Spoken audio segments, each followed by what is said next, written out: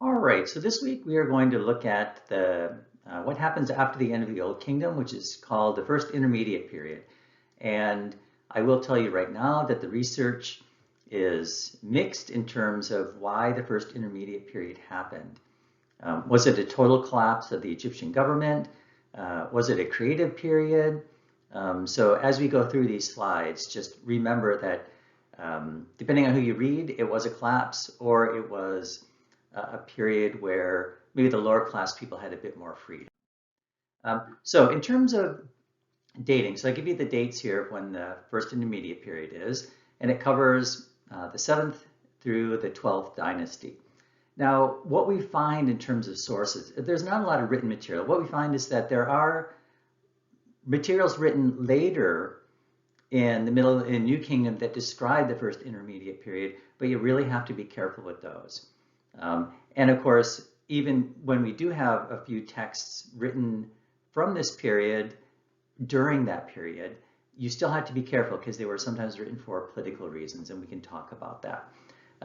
When we look at the list of rulers, there's not a complete list, so we don't know we know who ruled in some times, but not all.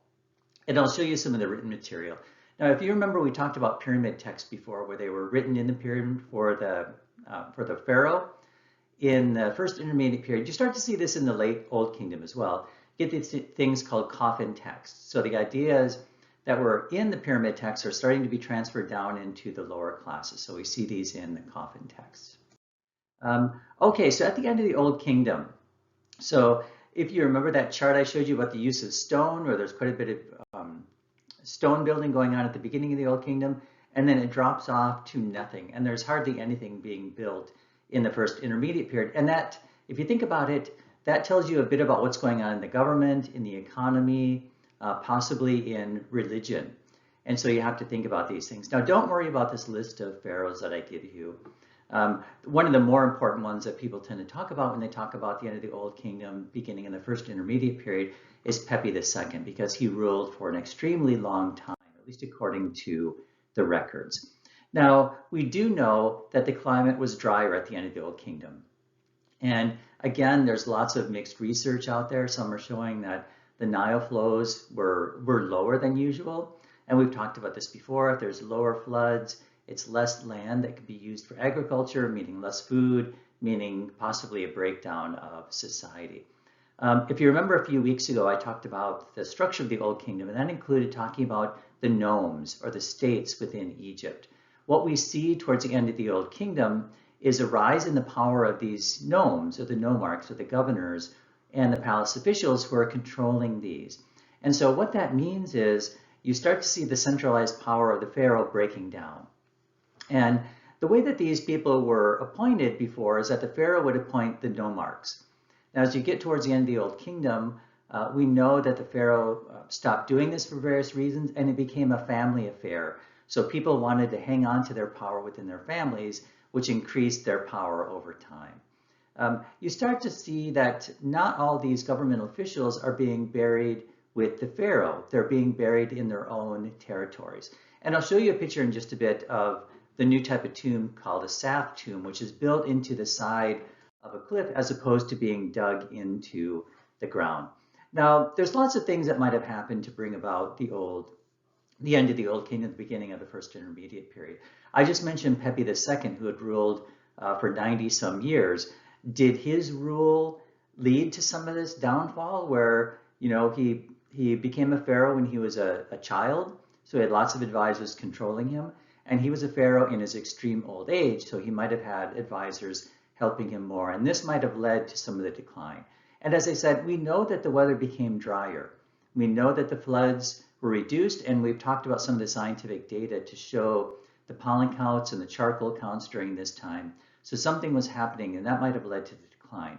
We haven't really talked about Nubia, which is a southern kingdom, south of Egypt, I should say, and it becomes independent during the late 5th, early 6th dynasty.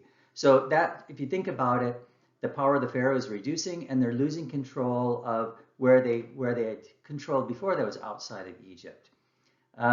And then you also get the rise of a group of people called Kerma, which might have been called Yam by the Egyptians if you're reading some of the primary texts.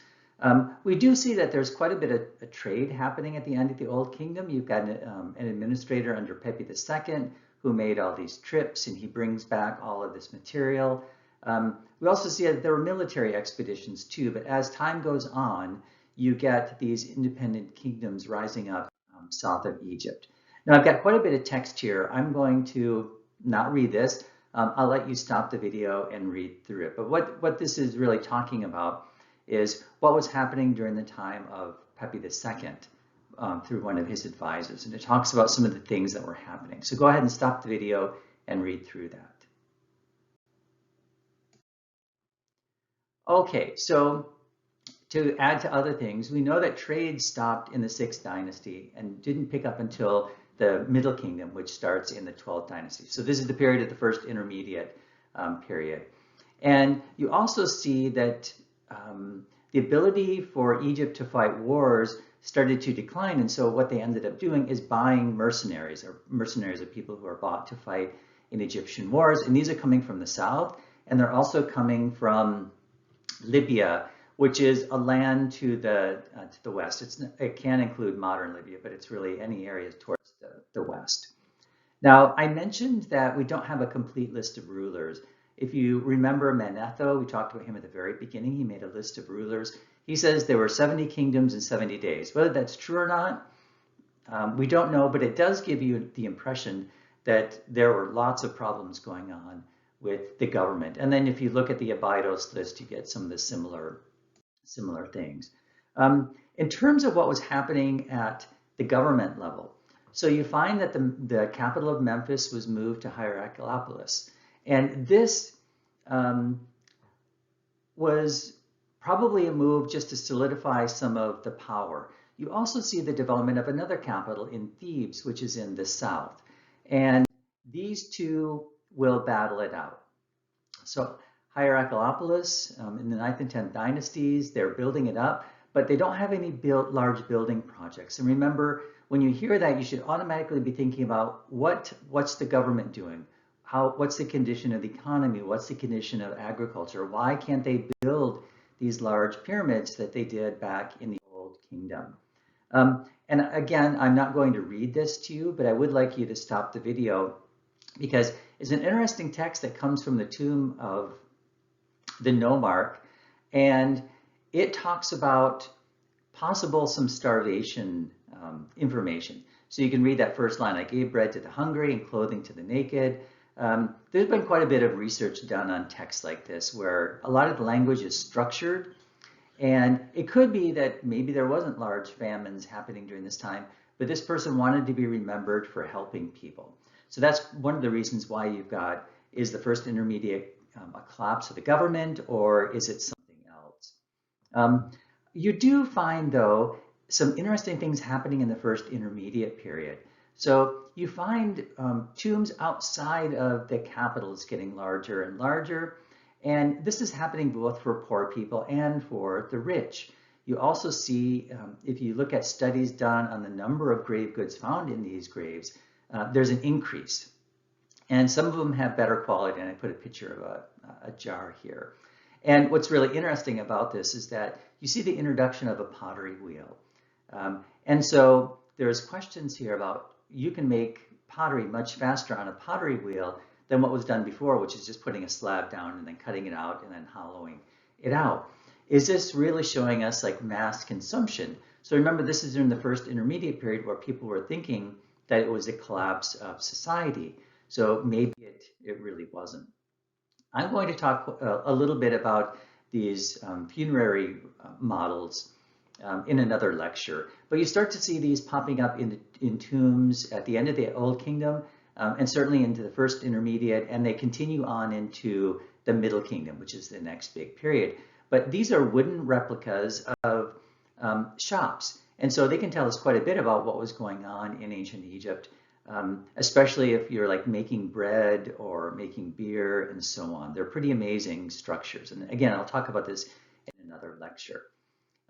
You also find some interesting statues from the first intermediate period. So here's one of them. Another thing you see during this period is cartonage, or it's a mixture of gypsum and linen, and they make these masks and they put it over the bodies of the dead. So this is a new thing, and these things are actually pretty interesting because sometimes people write on the linen, and when scholars are looking at these things, pieces start to fall off and there's writing on them. So we have some information about that as well. Here's another example of one of these funerary masks, and you can see the hair. They even include hair on some of these. Sometimes, and I don't know if this is really a fair comparison, but people have talked about a loss of artistic quality during the first intermediate period, which is sort of added to the idea that there was a collapse during this period. Now, if you think about it, during the Old Kingdom, when the government was very organized, the economy was very organized based on agriculture, there were people dedicated, their jobs were dedicated to creating things like stone sculpting and doing that. Now, with the government, the central government collapsing, there wasn't a need for people to do things like that, especially if there's not large pyramids being built or large funerary monuments. So the artistic value continues in the first intermediate period, but sometimes it's a reduced quality. I already talked about the coffin text a little. These are texts that you now see on the inner part of a coffin, where it's all this writing about what the dead should do when they wake up. And again, it's sort of a reflection about what was happening in the pyramid text. And then here's what I mentioned at the very beginning, this new type of funerary monument called a staff tomb. And let me, right here. So what you have here is like a little ramp that leads up to this. And then this would be on the side of a cliff. And you can see this here. So what they're doing is they're digging these funerary chambers into the side of the cliff, and then you have these temples or where the people are actually buried. So this is a new type, as opposed to digging a hole in the ground, building these deep tunnels, and then building a pyramid or a large mastaba on top. Now, during the 9th and 11th dynasties, just so like right in the middle of the first intermediate period and towards the end, you start to get these two regions I talked about a bit earlier fighting with each other. And again, I'm not going to read this to you, but I'd like you to stop the video and to read this text so you get a feel about what was happening during this period in terms of military conquests. So, and then you've got this other text. And again, I'd like you to stop the video and read through this. Okay, what you end up seeing in terms of military conquest is that Thebes, which is in the south, they start to conquer the north. And then you can read this little bit from a royal tomb stela, and where it talks about breaking into these areas or military excursions into these areas and then capturing them in the north. Now, in terms of significance, so what's really going on here? If you look at previous materials on the first intermediate period, it's pictured as a total collapse.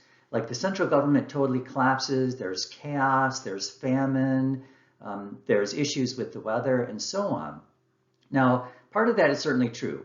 We don't see pharaohs as powerful as we do, and the capital itself, now there's two capitals during the first intermediate period, they're not very organized until the very end.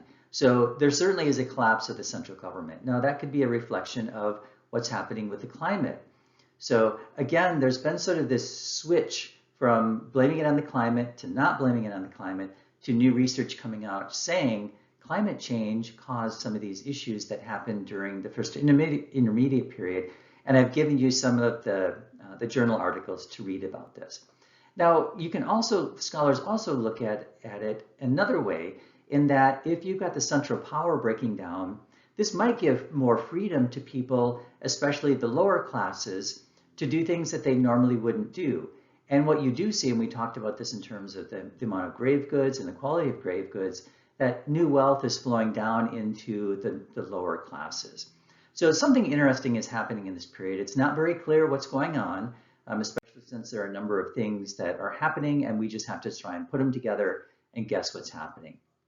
And then we will talk about the Middle Kingdom next time.